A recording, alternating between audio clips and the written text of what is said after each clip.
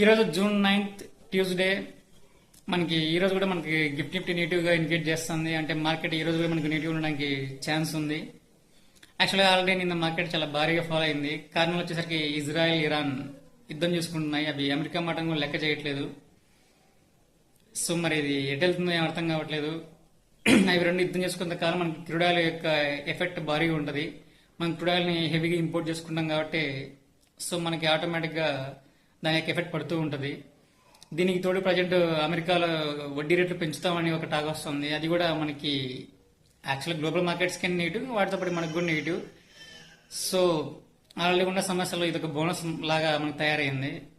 Simple గా చెప్పాలంటే ఇప్పుడు మార్కెట్కి ఇది వరస్ట్ టైం అనమాట.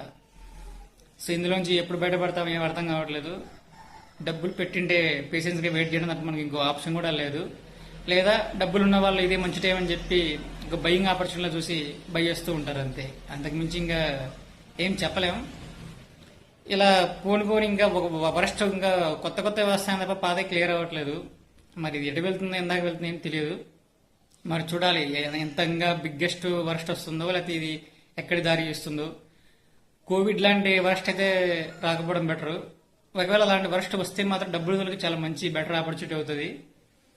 ప్రజెంట్ అయితే ఏం జరిగినా కూడా చూస్తుండడం తప్ప ఏం చేయలేము. సో మరి చూడాలి ఈరోజు మనకు మార్కెట్ ఎలా ఓపెన్ అవుతుంది, ఎలా క్లోజ్ అవుతుందో. సో ఇది ఈరోజు గిఫ్ట్ నిఫ్టీ యొక్క విశేషాలు. మళ్ళీ ఈవినింగ్ వీడియోతో కలుద్దాం.